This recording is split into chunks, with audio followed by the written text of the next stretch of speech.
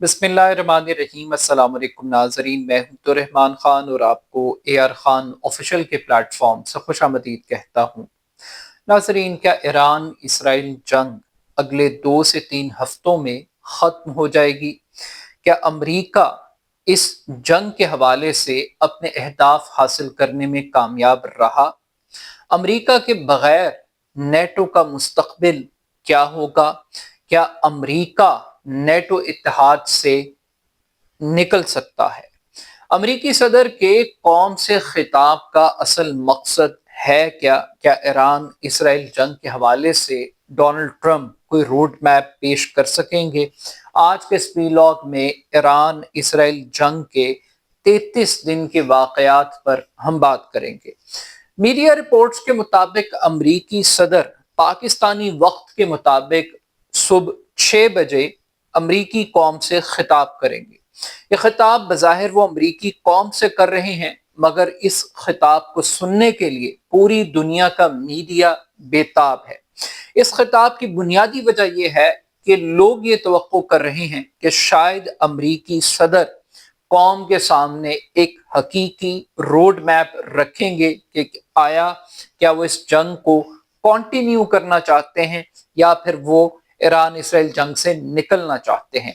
अगर इस जंग को जारी रखना है तो इस जंग के अहदाफ हैं क्या, और अगर इस जंग से इनखला अमेरिका का फैसला है तो फिर अमरीकी कौम को डोनाल्ड ट्रंप अपनी अचीवमेंट के तौर पर क्या बताएंगे।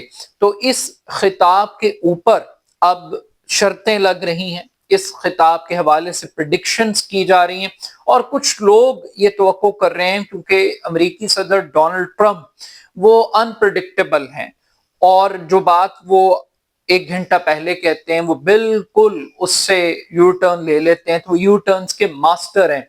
तो तवक्को की जा रही है कि शायद कौम से पहले खिताब में वो सच बोलें और हकीकी जो ग्राउंड रियलिटीज हैं वो लोगों के सामने लेकर आए। अब कौन से अमेरिकी सदर खिताब में क्या कहेंगे ये अपनी जगह पर मैटर करता है, मगर इस खिताब की जो सबसे बड़ी और बुनियादी वजह है वो नो किंग्स प्रोटेस्ट हैं अक्रॉस द बोर्ड। अमेरिका में 70 लाख से जायद लोग, ये पहली मर्तबा अमेरिकी तारीख में कि किसी सदर के खिलाफ इतनी बड़ी तादाद में लोग सड़कों पर निकले, और ये भी पहली मर्तबा है कि अमेरिका में कोई सदर इतनी तेजी के साथ अनपॉपुलर हुआ हो। और बिलखुसूस तारीख ये बताती है कि अफगानिस्तान की जंग हो, इराक की जंग हो, हमेशा अमरीकी सदूर अपनी पॉपुलैरिटी को बचाने में, अपनी पॉलिटिकल स्ट्रेंथ को मेंटेन रखने में कामयाब रहे। मगर ये पहली मर्तबा है कि अमरीकी सदर को इंटरनल डेंट पड़ा है नो किंग्स प्रोटेस्ट की सूरत में, और एक बड़ी तादाद अमेरिका के अंदर लोग इस जंग के मुखालिफ हैं। अब अमरीकी सदर के दावे क्या हैं? अमरीकी सदर गुज़श्ता 24 घंटों के दौरान अगर कोई शख्स सबसे ज्यादा इफेक्टिव आपको पूरी मेन स्ट्रीम मीडिया में दिखाई देता है, बिलखुसूस इंटरनेशनल लेवल पर, तो वो अमरीकी सदर डोनाल्ड ट्रंप है। ट्रंप साहब अपनी ट्वीट्स के जरिए, सोशल मीडिया मैसेजेस के जरिए, इंटरव्यूज के जरिए लाइमलाइट में रहते हैं। अब से चंद लम्हे पहले अगर ट्रंप के मैसेज की बात करें तो ट्रंप दोबारा ये दावा कर रहे हैं कि ईरानी सदर उनसे दरख्वास्त कर रहे हैं जंगबंदी के हवाले से, और जो नई रजीम है वो बहुत ज़हीन है, बहुत मुख्तलिफ है। ये वो बातें हैं जो डोनाल्ड ट्रंप कह रहे हैं। मगर मसला ये है कि अगर ईरान दरख्वास्त कर रहा है, अगर ट्रंप की बातें सच हैं कि ईरान का न्यूक्लियर प्रोग्राम खत्म हो गया, ईरान की फौज तबाह हो गई और ईरान भीख मांग रहा है, तो फिर आबनाए हुर्मस क्यों नहीं खुल रही? फिर आबनाए हुर्मस को खोलने के लिए बरतानिया की तरफ क्यों देखते हैं ट्रंप? फिर फ्रांस की तरफ क्यों देखते हैं? एक तरफ ट्रंप ये क्लेम करते हैं कि अगले 2 से 3 हफ्तों में ये जंग कंक्लूड हो जाएगी और अमेरिका इनखला कर लेगा, चाहे आबनाए हुर्मस खुले या ना खुले। ये अमेरिकी सदर का एक स्टेटेड पॉइंट ऑफ व्यू है। मगर इस पॉइंट ऑफ व्यू के होते हुए जब वो ये कह रहे हैं कि 2 से 3 हफ्तों में अमेरिका निकल जाएगा इस जंग से, तो दूसरी जानिब 4,500 نئے فوجی تازہ دم دستے وہ مشرق وسطیٰ کیوں پہنچ رہے ہیں، جنگی بیڑے کیوں موو کر رہے ہیں؟ یہ کانٹرڈکشنز ہیں۔ اگر آپ جنگ سے نکل رہے ہیں تو پھر جنگ سے نکلنے کا ماحول کیوں دکھائی نہیں دے رہا؟ کیوں کوئی سیز فائر، کوئی ایسی فائر بندی ہمیں دکھائی نہیں دے رہی؟ مگر ہمیں آن گراؤنڈ یہ لگ رہا ہے کہ فوج کی تعداد بڑھ رہی ہے۔ لگ یہ رہا ہے کہ 2 سے 3 ہفتوں کا جو ٹائم پیریڈ ہے وہ بنیادی طور پر یہ جو ملٹری آپریشن ہے، حملہ ہے، یہ ایک اگلے فیز میں داخل ہو رہا ہے۔ اور اگلا فیز کیسا ہوگا یہ ایک آنے والا وقت ہی میں بتا سکتا ہے کہ کیا یہ آن گراؤنڈ آپریشنز کی طرف ہم بڑھ رہے ہیں۔ مگر اسی لڑائی میں، اسی جنگ کے دوران ایک نئی کہانی ہمارے سامنے آ رہی ہے۔ ٹرمپ اگر کسی سے ناراض ہیں تو وہ نیٹو سے ناراض ہیں، اور نیٹو میں اگر وہ کسی کی سب سے زیادہ مخالفت کر رہے ہیں تو وہ برطانیہ کی مخالفت کر رہے ہیں، وہ فرانس کی مخالفت کر رہے ہیں۔ اب ٹرمپ کی جانب سے واضح طور پر یہ کہا گیا ہے ایک انٹرویو کے دوران کہ وہ اب یہ سوچ رہے ہیں، بلکہ بات سوچنے سے بھی آگے نکل گئی ہے کہ اب امریکہ کو نیٹو سے نکل جانا چاہیے، یعنی نیٹو سے امریکہ کا انخلاء ہوگا۔ اب یہاں بڑا سوال کھڑا ہو گیا ہے کہ اگر امریکہ نیٹو سے انخلاء کرتا ہے تو نیٹو کا مستقبل کیا ہوگا؟ نیٹو کی فنڈنگ کہاں سے آئے گی؟ نیٹو کے پاس اسلحہ کہاں سے آئے گا؟ ٹرمپ صاحب بھی پورے تانے بھرپور طریقے سے دے رہے ہیں۔ ٹرمپ یہ کہہ رہے ہیں کہ مجھے یہ بتایا جا رہا ہے برطانیہ کی جانب سے، فرانس کی جانب سے کہ ہماری جنگ نہیں ہے۔ تو اگر یہ ان کی جنگ نہیں ہے تو جو یوکرین میں جنگ ہو رہی ہے وہ پھر امریکہ کی جنگ نہیں ہے، وہ پھر یورپ کی جنگ ہے، نیٹو کی جنگ ہے، پھر نیٹو جانے یورپ جانے۔ تو لگ یہ رہا ہے کہ ایک بدلے کی فضا ہے۔ تاہم امریکی صدر کی جانب سے نیٹو کو ایک کاغذی شیئر ڈکلیئر کیا گیا ہے۔ اس کاغذی شیئر ڈکلیئر ہونے کے بعد برطانیہ کے پرائم منسٹر نے ایک ڈیٹیل پریس کانفرنس کی۔ اس پریس کانفرنس میں انہوں نے واضح طور پہ کہا کہ وہ برطانیہ کے پرائم منسٹر ہیں، ان پہ بہت شدید پریشر ہے، لیکن اس شور پریشر کے باوجود وہ برطانوی مفادات کا تحفظ کریں گے، اور انہوں نے ریپیٹ کیا کہ یہ جنگ برطانیہ کی جنگ نہیں ہے، یہ امریکہ کی جنگ ہے، یہ اسرائیل کی جنگ ہے، وہ اس جنگ کا پارٹ نہیں بنیں گے۔ تو پریکٹیکلی یہ ایک بہت بڑی اپرچونٹی پورے ویسٹرن ورلڈ کے لیے کریٹ ہوئی۔ وہ ویسٹرن ورلڈ جو خوف زدہ تھا ٹرمپ سے، اس کو لگتا تھا کہ کسی بھی وقت امریکہ یورپ کے اوپر اٹیک کر سکتا ہے، یورپ کو ٹیرف وار کے اندر الجھانے کی کوشش کی جا رہی تھی، گرین لینڈ پر قبضے کی بات کی جا رہی تھی۔ تو اب یورپ نے ایران کو استعمال کیا ہے، اس جنگ کو استعمال کیا ہے کہ بجائے اس کے کہ وہ امریکہ سے لڑے، برطانیہ نے اور ان تمام ملکوں نے امریکہ کو ایران کے ساتھ جو لڑایا ہے، اور لڑانے میں جتنی پھینٹی لگی ہے اس سے یورپ اس اطمینان و سکون کے اندر موجود ضرور ہے کہ کم سے کم اب ہاتھی ان سے نہیں لڑے گا یا ان سے لڑنے کے قابل نہیں رہا۔ لیکن still at the end of the day کئی یورپی ممالک ایسے ہیں جو اب امریکی صدر کو نیٹو بنانے کے مقاصد بتا رہے ہیں، اور وہ یہ واضح کر رہے ہیں کہ نیٹو کا مقصد آبنہ ہرمز کو کھولنا نہیں تھا۔ نیٹو یورو اٹلانٹک قومی سلامتی کے لیے بنایا گیا تھا۔ جب بھی یورپ کو تھریٹ ہوگا، یورپ کی سلامتی کو تھریٹ ہوگا، تو اس وقت نیٹو اتحاد کام کرے گا۔ تو اب پریکٹیکلی اس 33 دن کی جنگ میں امریکہ نے بہت کچھ لوز کیا ہے۔ امریکہ کی ساکھ، ایک سپر پاور کی ساکھ تباہ ہو گئی ہے۔ امریکہ عالمی تنہائی کا شکار ہو گیا۔ امریکہ کے اتحادی آج دنیا کا کوئی ایک ملک امریکہ کے ساتھ اس جنگ میں نہیں کھڑا۔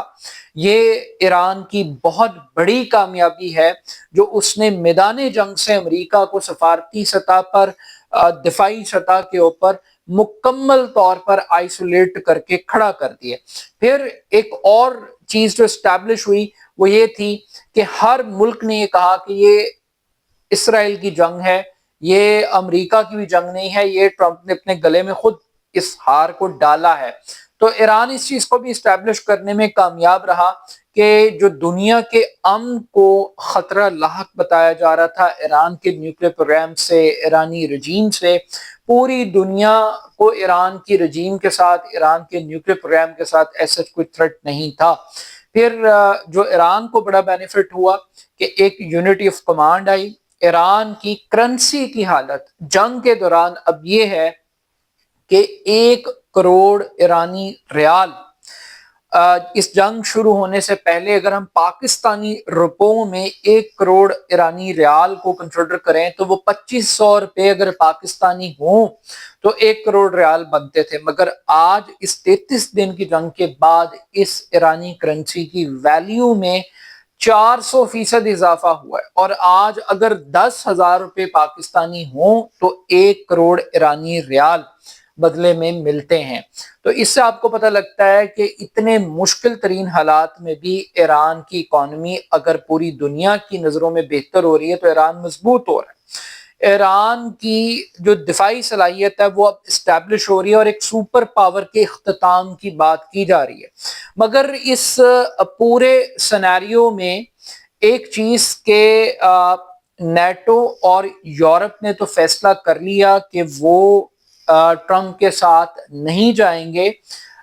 دوسری جانب یہ بات بھی بڑی اہم ہے کہ 33 دن کے دوران جو بمباری ہوئی ہے، جس طریقے سے اسلحے کو استعمال کیا گیا ہے، کیونکہ ابھی جو رپورٹنگ ہے وہ اس طریقے سے نہیں ہو رہی، ایران میں کس حد تک تباہی ہوئی ہے، کیونکہ امریکی صدر کے آج کے یہ الفاظ ہیں کہ ایران کو تعمیر نو کے لیے 15 سے 20 سال کا عرصہ درکار ہوگا، یعنی اتنی تباہی امریکہ اور اسرائیل نے مچائی ہے۔ اور اس تباہی کے باوجود ایرانی صدر سڑکوں پہ پھر رہا ہے، ایران کا وزیر خارجہ سڑکوں پر پھر رہا ہے، تو ایک وکٹری سٹینڈ کے اوپر ایران کا مرائل اس وقت کھڑا ہوا ہے، اور اگر کوئی ڈوب رہی ہے کوئی کشتی تو وہ امریکہ اور اسرائیل کی کشتی ڈوب رہی ہے کہ جس ٹائٹینک کے اندر کوئی سوار ہونے کے لیے تیار نہیں ہے، کوئی کھڑا ہونے کے لیے تیار نہیں ہے۔ بٹ اس پورے سینیریو میں 33 دن کے دوران آج اسرائیل نے ایک رپورٹ جاری کی ہے، اور اس رپورٹ کے مطابق 33 دن کے دوران 12,000 سے زائد مختلف اقسام کے ہتھیار ایران کے خلاف استعمال کیے گئے ہیں، 12,000 سے زائد۔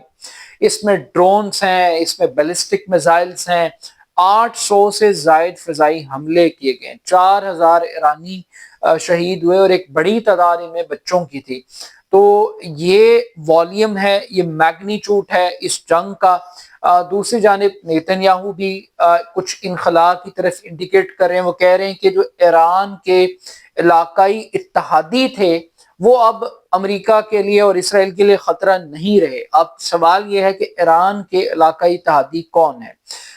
پریکٹیکلی تو حماس تھی، حزب اللہ تھی اور حوثی باغی تھے، شام کے اندر ایک گروپ تھا اور عراق کے اندر تھا، تو وہ شاید وہ ان کی بات کر رہے ہیں، مگر کچھ لوگوں کا خیال یہ ہے کہ اس جنگ میں اسرائیل نے عربوں کو تقسیم کیا ہے، اور یہ اسرائیل کی ایک بہت بڑی کامیابی ہے۔ اب عربوں کی تقسیم کی جب بات کی جاتی ہے تو سعودی عرب تو اسرائیلی کیمپ کے اندر نہیں گیا، اور یہی وجہ ہے کہ محمد بن سلمان کو پبلک میں تضحیک کا نشانہ بنایا جا رہا ہے ٹرمپ کی جانب سے، مگر متحدہ عرب امارات UAE اس نے واضح طور پر اسرائیل کو سپورٹ کیا ہے، اور اکراس دی بورڈ بہت ریڈ لائنز کو کراس کر کے اسرائیل کی حمایت کی، اور ہر لیول پر، ہر پلیٹ فارم کے اوپر اسرائیل کی حمایت کی ہے۔ تو لگ یہ رہا ہے کہ عربوں کے اندر ایک ڈویژن ہے، لیکن اب سے کچھ دیر پہلے بحرین نے بھی سعودی کیمپ کو جوائن کیا۔ بحرین وہ ملک ہے جس نے ابراہیم اکارڈ کو ایکسپٹ کیا، اس کے اوپر سائن کیے، تو اگر بحرین بھی اب یہ کہنے پر مجبور ہے کہ اس جنگ کا بحرین کے ساتھ کوئی لینا دینا نہیں ہے اور وہ اس جنگ کے اندر ایک فریق کے طور پر شامل نہیں ہوں گے، تو اس سے آپ کو پتہ لگتا ہے کہ مڈل ایسٹ کے ملک بھی اب امریکہ کے اس روب سے، اس دبدبے سے ہمیں باہر نکلتے ہوئے دکھائی دے رہے ہیں۔ قطر آلریڈی ایک نیوٹرل پوزیشن رکھتا ہے، تو قطر، سعودی عرب، بحرین، عمان، یہ 4 ملک اور پلس 5واں کویت، یہ ایک طرف کھڑے ہیں، اور جو متحدہ عرب امارات ہے جس میں دبئی ہے، شارجہ ہے، ابو ظبی ہے، یہ جتنے اسٹیٹس ہیں یہ اسرائیل کی کالونی کے طور پر موجود ہیں. But still at the end of the day کیا یہ جنگ 4 ہفتوں میں ختم ہوگی یا 4 ہفتوں کے بعد جنگ کا ایک نیا فیز سٹارٹ ہوگا اور ایک گراؤنڈ آپریشن کی طرف معاملہ بڑھے گا؟ اور سب سے بڑھ کر امریکی صدر کا یہ خطاب 1 ماہ کی جنگ کے بعد کیا روڈ میپ لے کر آتا ہے امریکی عوام کے لیے اور دنیا کے لیے، اور وہ اپنی کامیابیوں میں کیا اسی جھوٹ کو ریپیٹ کرتے ہیں جو اپنے ٹویٹس میں کر رہے ہیں، یا پھر وہ کوئی ڈیفرنٹ بات کریں گے؟ اپنا فیڈ بیک مجھے ضرور دیجیے گا. میرے YouTube channel AR Khan official کو ضرور سبسکرائب کیجیے گا. بہت شکریہ. اللہ حافظ.